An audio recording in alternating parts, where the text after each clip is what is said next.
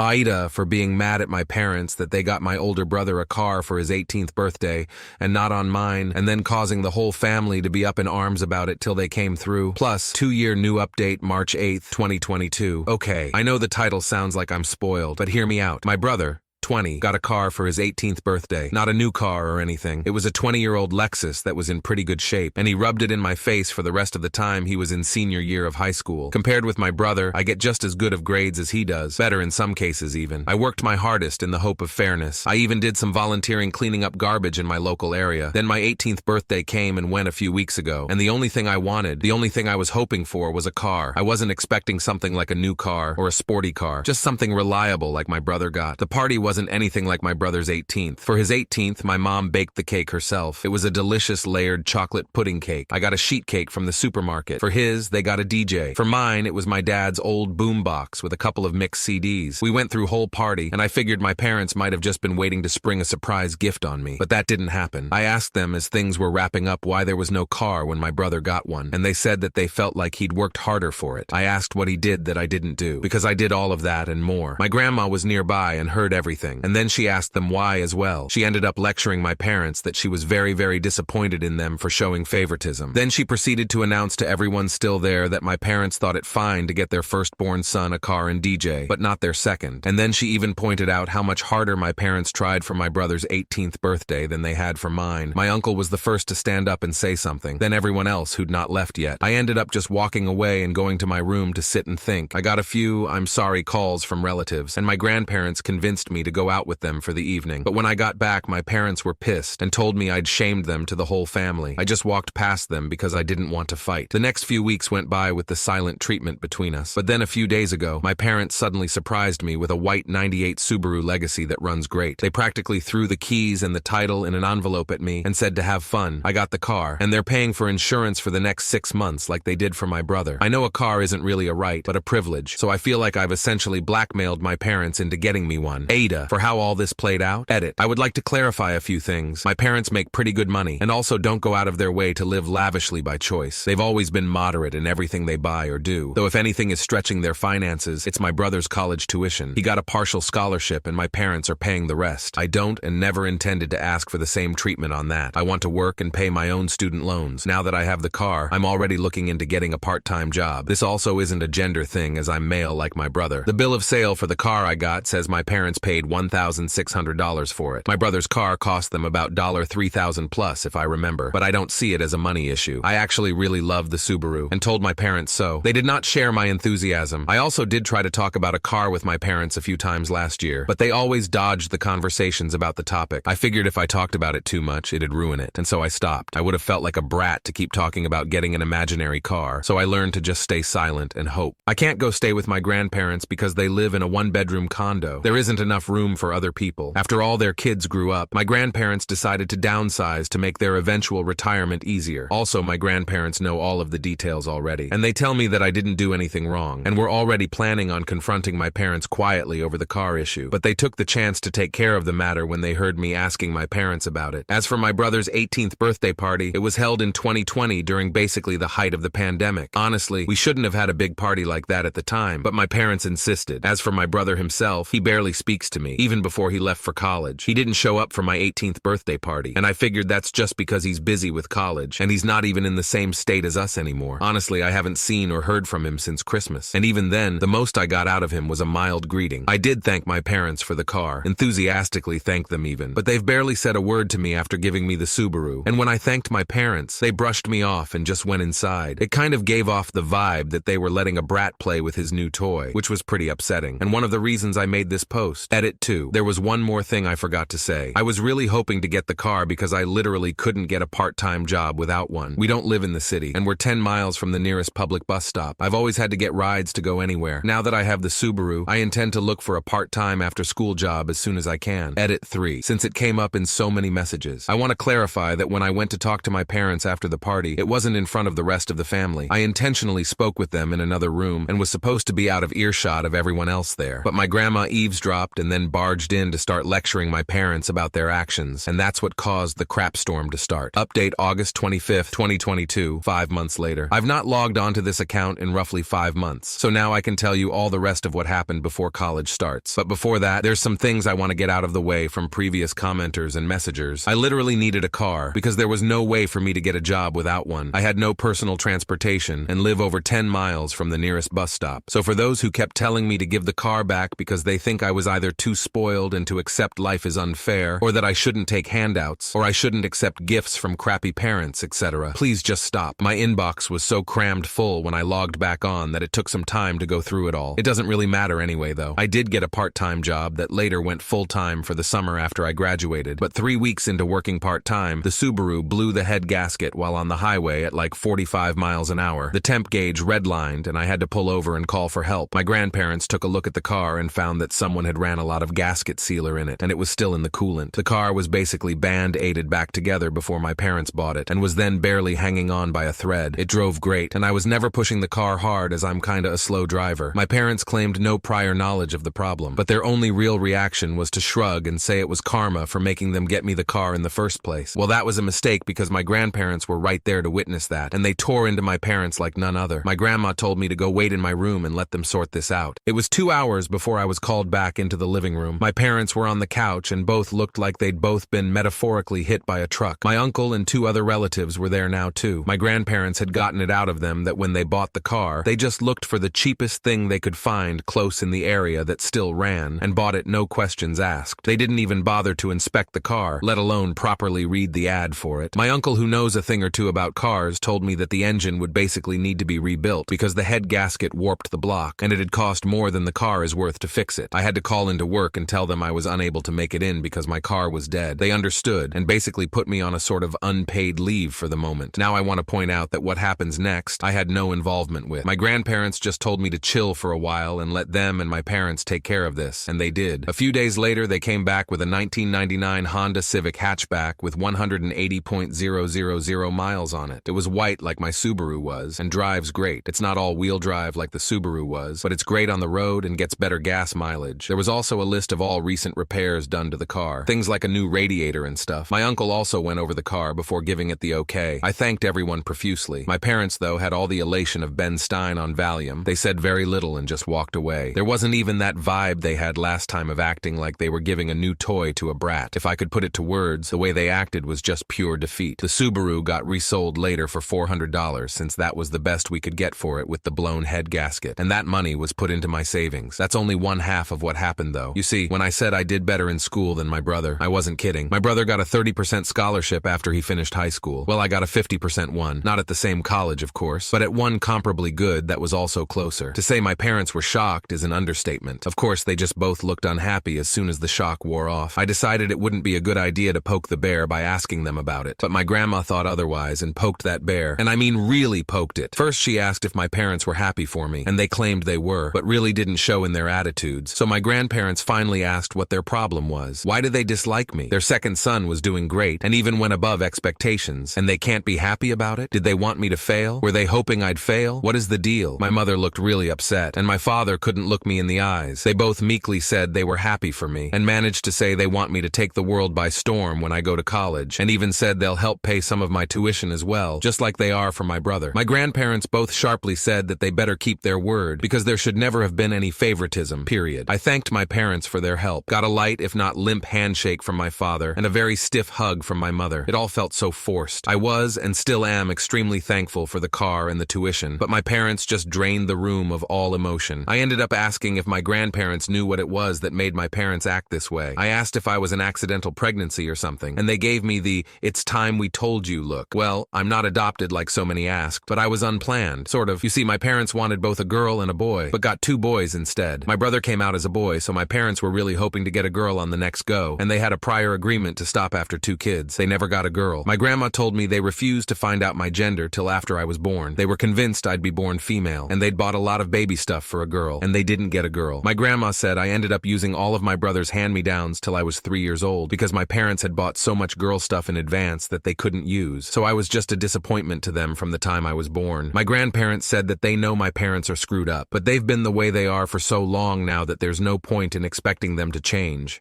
Since then, my parents hadn't spoken to me much about college. In fact, they ignore the subject as much as they can. And thanks to some of the warnings I got from people who messaged me making me paranoid, I called the college I've been accepted to and made sure to tell them that if anyone calls or emails pretending to be me, or my parents call trying to say I'm not coming, then to call me for a double or even triple check if anything like that happens. I mean, I kind of doubt my parents would do that sort of thing, especially after everything that's happened, but I felt like playing it safe was the better option, though there was something that I really didn't expect to happen, and that was my brother calling me. He called me out of the blue to talk. He said our grandparents called and told him everything. He told me he was sorry for what happened in his own way, and he hopes that once I'm on my own, I won't need to ever come back. He actually admitted to me that when he finishes college, he's going to stay in the state he's in because he likes it there. Our parents, I do know, actually really want him to come back when he gets his degree, but it looks like that's not happening. I said I don't blame him, and I may do the same. The rest of the conversation was a bit awkward because we aren't really used to speaking to each other much anymore. My grandparents and the rest of the family held a surprise party for me over the weekend, and they made it almost like a repeat of my brother's 18th birthday. There was a DJ and a big chocolate cake my grandma made. I couldn't thank them all enough. My parents attended the party, but they were like wallflowers the entire time. They didn't say or do much, just stayed sitting at a far table in the corner and drank beer quietly. The look of defeat they had was even greater now. I think the party wasn't just to congratulate me, but to also rub in my parents' faces that they should have done better, because the rest of the family have made their disappointment in them clear. They seemed like they wanted to leave the party for a while. Can't say I blame them. They were being humiliated into staying where they were. My grandma said that you're never too old to be taught a lesson in humility. As for my personal life, my part-time job went to full-time after high school, and I've been working hard to build my savings before I leave for college. I made minimum wage, but a job is a job, and I want to leave it with my best effort put in before my 2 weeks' notice are up. I doubt I'm going to be coming back here to make another update, and after my first post, I'm just so tired of all the negative comments. About 95% of the comments on my original post were positive, and I want to thank all of those who had nice things to say. You people rock. But the negative comments were so bad that I found it to be mentally draining. Some of the people who commented such negativity honestly feel like they've got worse issues than me. Lots of projecting maybe. If anyone had something harsh but constructive to say, that was fine. But some people just raged at me like they were foaming at the mouth. I really don't want more of that. New update. My parents lost their minds when my older brother refused to move back home after college, July 29, 2024, 2 years later. I've been away for 2 years, and I kinda expected I'd be back to post one last time in 2024 because my brother went for a 4-year bachelor's degree, much like I currently am. For those who remember my previous posts, I'm the guy whose parents basically got their butts verbally handed to them by the family for bad favoritism towards my older brother. Crap really hit the fan on my 18th birthday because my parents barely put any effort into it and went all out on my brother's 18th in 2020.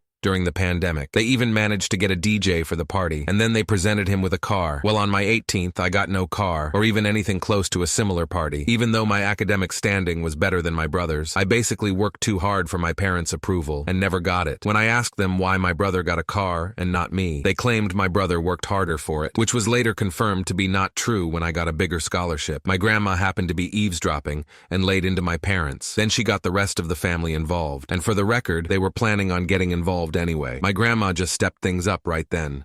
But after several family members laid into them, my parents, just to try and save face, bought me a car, but treated me like a brat who was getting a new toy when they gave me the keys. It was a late 90s Subaru that I thought was great, but turned out to have a blown head gasket that had barely been holding together with sealer. My parents treated me like I was a brat for wanting equal treatment. And then when the car went bad, their reaction was to apathetically shrug and call it karma, which caused my grandparents to start it all over again with them, and caused a family intervention. I got many people messaging me and asking if having a car was really necessary, and that I basically forced my parents into it. I forced nothing, and it would have happened anyway if I didn't ask my parents why, and I really did need the car. I had no way of having a job without one. My parents lived 10 miles from the nearest bus stop. I literally had no way of making money before college without a car, and no, I couldn't get rides. No one was available for that on a daily basis. So many people I talked to tried to dance around my reasoning to inset their own logic, many of which I felt like were projecting their own problems onto me. And then there was the straight-up trolls and jerks. I don't even want to repeat, let alone remember what they all said to me. But a lot of them kept it up after I got the NTA verdict like they had an axe to grind, and it really didn't help my mental state at the time. As you can imagine, my family laid into my parents all over again in that family intervention, and by the time they were done, they looked like scolded kids sitting there looking at their feet. The Subaru was sold as junk, and my grandparents essentially forced my parents to buy me a better car, a Honda Civic, and my uncle went over the car with a fine-toothed comb before they bought it. And that time my parents didn't even treat me like a brat. And yes, yes, I still have the Honda. And yes, it still runs just fine. I've kept up with oil changes and the like. No accidents either. I've been a careful driver. The final thing that broke my parents before I left was finding out that I got a better scholarship than my brother. Any excuses they'd previously had to favor my brother so completely were thrown out the window, and were forced to give me words of encouragement I knew they didn't mean. And in wondering why they disliked me so much, I later found out from my grandma why I was treated differently was because my parents had wanted their second child to be a girl. My grandma ended up admitting even more to me later after I left for college. Before I was born, my parents were so convinced that I'd be a girl that they bought a bunch of girl stuff without even checking my gender through ultrasound. Well, I found out from my grandma about a year ago that my mother had tried to raise me like a girl for like the first 6 months of my life. She was putting me in girls' clothes and calling me by a different name. My father enabled it all. I know it's true because my grandma showed me old family photos of me with my brother when I was an infant, and I was wearing pink in all of them. There was even a visible name tag on some of the name my parents wanted for a girl. But once word got out, my parents stopped dressing me as a girl. My grandparents told my mother that trying to raise me as something I wasn't even giving me a choice on whether or not I wanted to be that. And though my family is rather old school, but my grandparents are surprisingly open-minded people, and they put the hammer down on my parents. So the girl treatment stopped, but instead of new clothes, they gave me my brother's hand-me-downs for years, till my grandparents noticed that too, and did something about it. Finding out all of this, my grandparents kept my childhood from being far worse than it was, and they never told me until this past couple of years. I am incredibly thankful for them. My mother apparently struggled to call me by my real name for 2 years or so, and because my parents didn't get a girl, they refused to connect with me like they did my brother, the boy they'd actually wanted. And when my grandparents heard I wasn't getting anything new like my brother was, they threatened them to petition for guardianship of me, and they had evidence of the various things I described too. My parents couldn't stand for anything that could become a public scandal, so they stopped with the hand-me-downs and pretended to love me for a while. But as I got older, it degenerated into indifference, and then maybe into hate. I'm not sure. Hate means to still care in some way, but indifference is the actual opposite of love. I just know my parents couldn't accept that their favorite son wasn't the best at everything compared to their unwanted son, and since I moved out, they've barely interacted with family. They threw themselves into work, in part because the rest of the family forced them to contribute to my college, like they did my brothers, but also because to them, working was the only thing that gave them a reason to tell everyone to leave them alone. My grandma suspects they've even slept in their cars a few times to avoid coming home. I only saw my parents at Christmas at my uncle's house for the past couple years, and they barely even spoke to me, now that I was living my best life away from them. I guess you could say that they'd stopped bothering to act like I was their son. They don't want me anymore after the family humiliation they feel like they'd suffered, even though they know they brought it on themselves, and they've become workaholics that do little else. My grandmother told me my bedroom is basically exactly how I left it on the day I moved out. My parents have not even gone inside, but they kept my brother's room clean and ready for the day he'd finally come back home after college. Well, that didn't happen. They flew out to see him for his graduation and had a big celebration with him. I was not invited to go as well. Not that I could afford it, but my grandparents went along, and they gave me the details. My parents were still convinced my brother would be coming back home, and that's when he awkwardly told them he had already secured a job through an internship he'd done the past year, and he'd found an apartment of his own too. My father became furious, and my mother lost her mind crying and begging him to come home, but he refused. You see, this past 2 years, my brother and I have reconnected a bit. He found my Reddit account and called me. He wasn't angry, just wanted to talk. He admitted to me that our parents put him through a lot as well. Our mother absolutely smothered him, especially when I wasn't around, and our father was also quite strict with his expectations, so the fact that I did better than my brother when our parents had invested everything into him just broke them, and now they're extra broken because my brother refused to come home with them. The way our parents treated my brother is also the reason we stopped connecting as siblings until this past couple of years. He did bully me at times when we were growing up, but that's because being the favorite went to his head, but it was favoritism with strings attached, and when he realized that, he got counseling after moving out. My brother also has a girlfriend he met while in college, and he kept her a secret because he knew our parents wouldn't approve, and they didn't when they found out. Bro blew up at them when my mother referred to his girlfriend that she hadn't even met as a slut. Bro's girlfriend is in nursing school, and a year from graduation herself, and my brother says she's the best. I've never met her, but she sounds wonderful by how he's described her.